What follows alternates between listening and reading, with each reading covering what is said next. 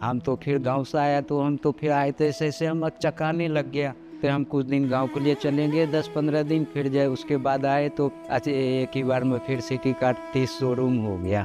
सो मतलब हम था तब तो 4 ही शोरूम था, 1 महीना छुट्टी में गया, फिर जो है सो इतना बढ़ गया काम, ऑफिस का एम्प्लॉय बहुत बढ़ गए हैं। चाय हम पहले बाहर से लाते थे, तब फिर हम लोग ने सोचा, हम बाबू को बोला अब कंपनी तो बड़ा हो गया तो अपना ही आप चाय बना लेते हैं तो ज़्यादा अच्छा होगा। तो बोला ठीक है बेटा अपना ही बना ले, ज़्यादा अच्छा रहेगा।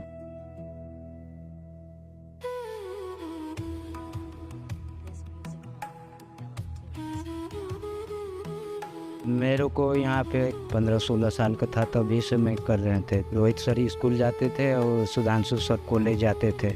मैम को माँ जी मैं बोलता हूँ, माँ जी मैं प्यार से बुलाता हूँ। सिटी कार्ड पहले बहुत छोटा था, शुरू जब हुआ था तो मैं यहाँ पे शुरू से हूँ। उस समय सिटी कार्ड का सिर्फ 2 शोरूम था, पहला था लखनऊ और दूसरा था बलिया। तो मैं तब से मैं काम कर रहा हूँ। फिर धीरे धीरे ये इलाहाबाद खुला, तो फिर उसके बाद 4 ही शोरूम था। पहले हम लोग 10-15 ही जन थे, ज़्यादा लोग था नहीं। 8 दिन में हफ्ता में एक ही बार गाड़ी लोड होता था, तो हम लोग उस रोज सुबह से लेके शाम तक लगे रहते थे हम लोग। फिर जैसे गाड़ी आता था तो फिर हम लोग गाड़ी में माल लोड करके ट्रक के साथ में हम लोग खुद स्टाफ हम लोग जाते थे। कभी दरभंगा जाना है, कभी लखनऊ जाना है, कभी इलाहाबाद जाना है, कभी बलिया जाना है।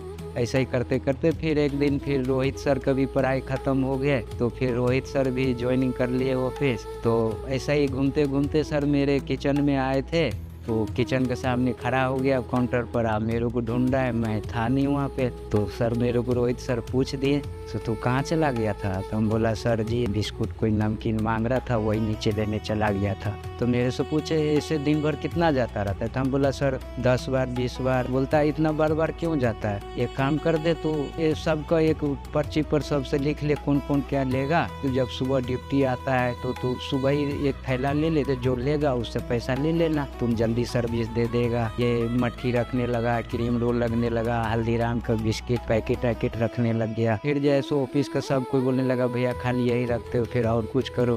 फिर सैंडविच बनाया, हमने पराठा बनाने लगा तब लॉकडाउन हो गया था। लॉकडाउन में यहीं पे फंस गया था और मेरे बच्चे और मेरे मम्मी पापा बीवी सब गांव में था। हर समय रोहित सर और मैं जी फ़ोन करके पूछते थे सब बेटा सब कुछ ठीक है ना, तबीयत ठीक है ना। तो फिर एक दिन माँ जी फ़ोन किया था दोपहर को, तो माँ जी बोले सो सब कुछ ठीक है ना?